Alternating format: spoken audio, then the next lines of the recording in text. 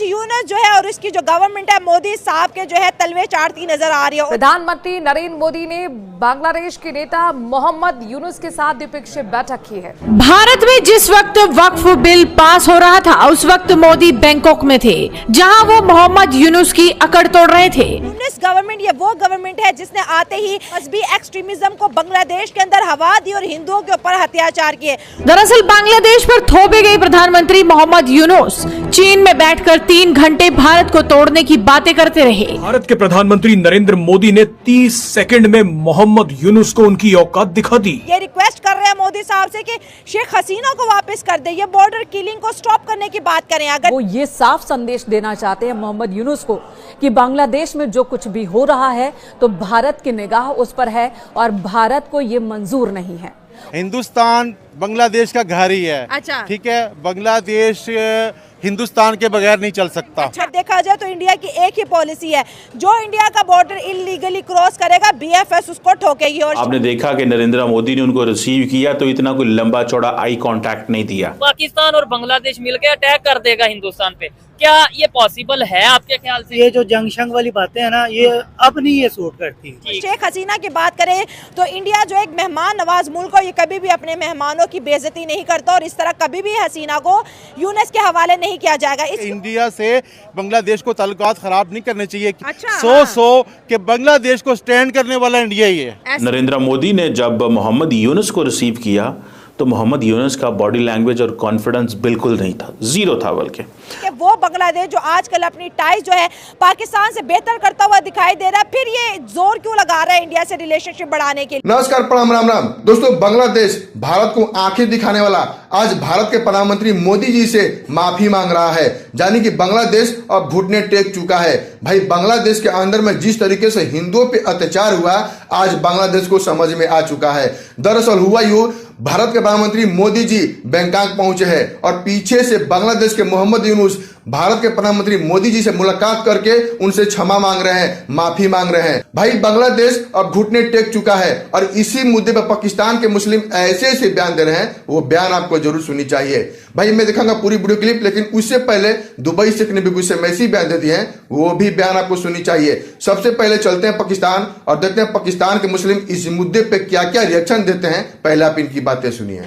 क्या कहते हैं, लौट के बुद्धू घर को आए। अच्छा, आप देखें, लौट के बुद्धू घर को आए ना। अच्छा। हिंदुस्तान बांग्लादेश का घर ही है। अच्छा। ठीक है, बांग्लादेश हिंदुस्तान के बगैर नहीं चल सकता। अच्छा। ये मैंने एक इंटरव्यू में 4-5 माह पहले कहा था, वो अभी तक चल रहा है। हाँ, ठीक है, अभी तक चल रहा है। 1 मिलियन पे वो वीडियो गई थी। 1 मिलियन पे गई और अभी तक लोग देख रहे हैं। उसको दोबारा भी लगाया, दोबारा भी देख रहे हैं कि मैंने कहा था कि इंडिया से बांग्लादेश को ताल्लुकात खराब नहीं करने चाहिए। अच्छा, सो कि बांग्लादेश को स्टैंड करने वाला इंडिया ही है। ऐसा ही है। ठीक है, और उसके अगर इंडिया ने उससे आंखें फेर ली तो बांग्लादेश किधर जाएगा?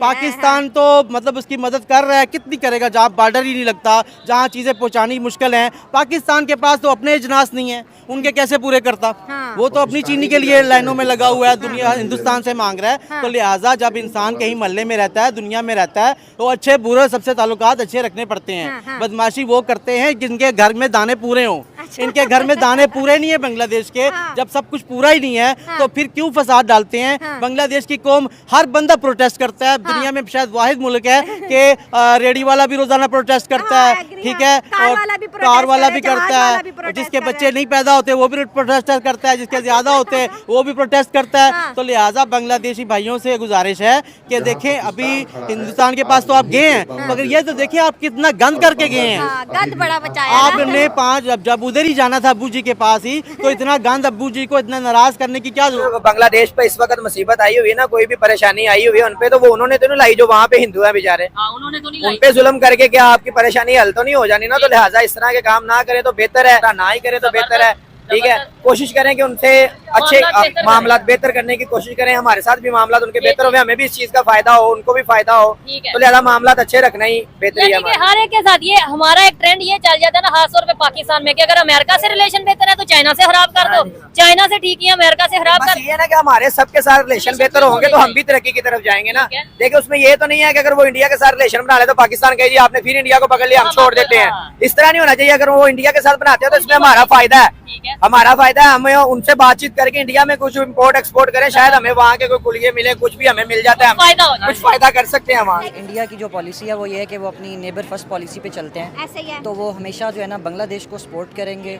उनकी आज जिस तरह आपने अभी कहा है कि उनकी मुलाकात हुई है, लेकिन देखें जिस तरह बांग्लादेश के अब मैक्सिमम जो यानी 3 बॉर्डर्स जो हैं वो इंडिया के साथ लगते हैं, और इंडिया जो है बांग्लादेश वो कॉटन की जो सप्लाई है वो इंडिया से लेता है, और मेडिकल वगैरह और बेतहाशा उनके जो है ना वो मामलात इंडिया के साथ चल रहे हैं। तो मुझे नहीं लगता कि वो इस तरह कभी करेंगे कि इंडिया और बांग्लादेश का जो है कि वो एक दूसरे के खिलाफ होंगे, ऐसा कभी भी नहीं होगा। मैं ये समझता हूँ कि शायद वो इन फ्यूचर मिल के वो शायद पाकिस्तान की इकोनॉमी को भी डिस्टर्ब करेंगे और पाकिस्तान को भी वो डिस्टर्ब करेंगे। कि बांग्लादेश और इंडिया फिर से मिलने वाले हैं, क्योंकि इंडिया नेबर फर्स्ट पॉलिसी को अपनाएगा। बिल्कुल, इंडिया फर्स्ट नेबर पॉलिसी को अपनाएगा और वो और जो है ना ये मिलने वाले हैं, क्योंकि मोदी साहब की ये पॉलिसी है कि वो कभी हर किसी के साथ वो अच्छे बन के रहते हैं। अगर वो फ्यूचर में जिस तरह वो नवाज शरीफ साहब को जो हमारे उस वक्त प्राइम मिनिस्टर थे उनको भी मिले हैं, तो वो इस तरह मिले हैं जैसे दुनिया में ये है कि आप सबसे जंगी शुरू कर दो। अच्छा जी जी, इशू ये है कि जो करता है वही भरता है, इधर आ जाए, जो मुकाफात अमल है ना, ठीक है, वो भी एक दुनिया में मुकाफात अमल भी यानी जो करता है वही भरता है, इसका मतलब मिनट भी कंप्लीट ना। अच्छा श्योर श्योर। अब आप ये देखें कि इंडिया ने जो डंडा दे के रखा बांग्लादेश को, ठीक है, इधर को थोड़ा सा जी, ठीक है, हिंदुओं ने जो डंडा दे के रखा पाकिस्तानियों को, ठीक है जी। अच्छा, पाकिस्तान ने उन्होंने क्या क्या निकलवाया, ठीक है, और उनका बड़ा मेजर अभी भी ऑन ड्यूटी, अभी 4 दिन पहले उन्होंने उसने एक बयान दिया है, उसने कहा जी हम तुम्हें मुसलमानियों हम तुम्हें यूँ निकालेंगे, मुसलमानियों या पाकिस्तानियों, बंगालियों को निकालेंगे। बड़ा स्ट्रिक्ट बयान दिया उसने, ठीक है, हिंदुइज्म को उसने पूरा प्रमोट किया है। हम मुसलमान कह रहे हैं निगोशिएट होना चाहिए। भाई क्यों भाई, यार वो मुसलमान मुल्क है ना बांग्लादेश, मुसलमान, तो भाई उनका रूल होना चाहिए, ठीक हो गया। जैसे अगर आप कहते हैं हम आप ये कह रहे हैं, अच्छा आप कंप्लीट करें फिर मैं आपसे बात करूंगा, बड़ा मजा आएगा। ठीक है, आप मुझे चीज बताइए, वहाँ पे फ्रांस में स्कार्फ लेने पे बंदी है। नहीं, आप इसे फ्रांस की तरफ ना जाएं, आप इसे प्रमोट किया यूथियों ने किया, ठीक है। अच्छा, यूथियों ने सारा ने किया अपने कल्चर को, ठीक है, हम अपने कल्चर को क्यों नहीं प्रमोट करते भाई? किसने रोका कल्चर को प्रमोट करने? मेरी बात इसलिए कर रहा है क्योंकि इस तस्वीर की कोई वैल्यू नहीं है। जिस किस्म उन्होंने बांग्लादेश में जिस किस्म के उन्होंने हिंदुओं पे जुल्म किया है, माइनॉरिटीज़ को जुल्म किया है, यानी जो मेन आबादी है उनको डिवाइड किया है, इन चीज़ों की कोई वैल्यू नहीं है। वो दे रहा है, वो इसलिए दे रहा है क्योंकि उनको इंडिया की जो वैल्यू है ना वो समझ आ गई है, यूनेस की अकल ठिकाने आ गई है। म्यांमार के साथ उनकी तो वैसी नहीं बनती, और एक ही कंट्री थी जो इंडिया बांग्लादेश के साथ जिस किस्म के उनके टाइज थे शेख हसीना वाजिद के दौर में, वो तो अभी नहीं रहे ना। कितनी एडवांटेज हो रही थी बांग्लादेश को। मैंने देखा था जो सरप्लस डेफिसिट होता है ना, जो बिजनेस करते 2 कंट्रीज अपने साथ एक दूसरे के साथ, वो जो सरप्लस था वो बांग्लादेश के हक में था। यानी बांग्लादेश ज्यादा चीजें एक्सपोर्ट कर रहा था इंडिया में। इंडिया ने अपनी सारी गारमेंट इंडस्ट्री उठा के बांग्लादेश को दे दी। यार कौन मुल्क ऐसे करता है? सिर्फ और सिर्फ बांग्लादेश की इकोनॉमी को अपलिफ्ट करने के लिए सारी जो है अपनी जो टेक्सटाइल इंडस्ट्री थी बांग्लादेश को उन्होंने दे दी। नहीं, मोदी भी अभी खुद सोचेगा कि मैंने क्यों बांग्लादेश की इतनी हेल्प की, क्योंकि उल्टा अब मुझे नुकसान हो रहा है। उल्टा वो चाइना को सब कुछ दे रहा है, अपने अड्डे दे रहे हैं। ये बताएं, बांग्लादेश और पाकिस्तान के तल्लुकात बेहतर हो रहे हैं। 1971 में वो बांग्लादेश जो उससे पहले तक हमसे तंग था, आज फिर हमारे साथ रिलेशन बेहतर कर रहा है, और खबरें कुछ ऐसी आ रही है कि जी हम 1971 का बदला ले लेंगे हिंदुस्तान से। पाकिस्तान और बांग्लादेश मिलकर अटैक कर देगा हिंदुस्तान पे। क्या ये पॉसिबल है आपके ख्याल से? भाई आपका अच्छा मुझे लगा क्वेश्चन, और ये मे भी इन डेज में इस टॉपिक पे बात होनी भी चाहिए, ठीक है, क्योंकि इस टाइम सिचुएशन चल रही है बांग्लादेश में, और ठीक है।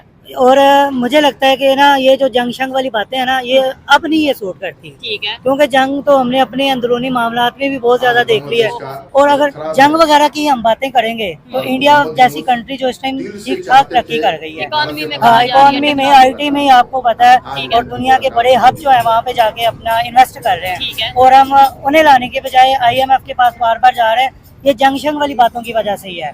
हमें चाहिए हम जितना जल्दी हो सके, जितना ज्यादा हो सके स्टेबिलिटी लेके आए अपनी कंट्री के अंदर, और हम गुड रिलेशनशिप में जाएं। पाकिस्तान के मुस्लिम बोलते हैं कि भारत से पंगा नहीं लेना चाहिए, लेकिन बांग्लादेश बार बार भारत को आंखें दिखा रहा था और आज घुटने टेक चुका है। तो आपको इस वीडियो में क्या कमेंट करना है, एक कमेंट जरूर कीजिएगा। चलते हैं दुबई से, क्यों दुबई से बिल्कुल से ऐसी बयान दे दिए हैं, वो भी बयान आपको सुननी चाहिए। चलते हैं दुबई और सुनते हैं दुबई से का बयान। अस्सलाम वालेकुम मेरे प्यारे भाई लोग। देखो हम तुम लोग को क्या बोलता था कि भीख मत मांगो, भीख इधर जुर्म में। ये देखो अभी क्या हो गया, शारजा में एक भिखारी को जो वो भीख मांगते हैं उसको पकड़ा, और उसका जेब में 40,000 था। तो ये कैसा भिखारी हो सकता है?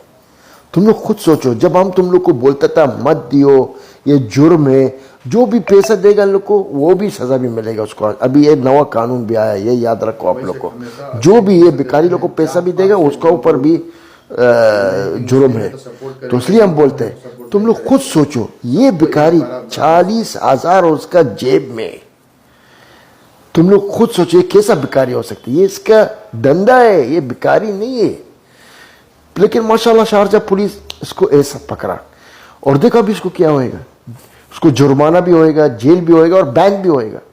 तो इसलिए हम बोलते हैं नहीं अलाउ दे यूनाइटेड अरब एमिरेट्स में भिखारी लोग, तुम लोग नहीं सकते भीख मांगेगा।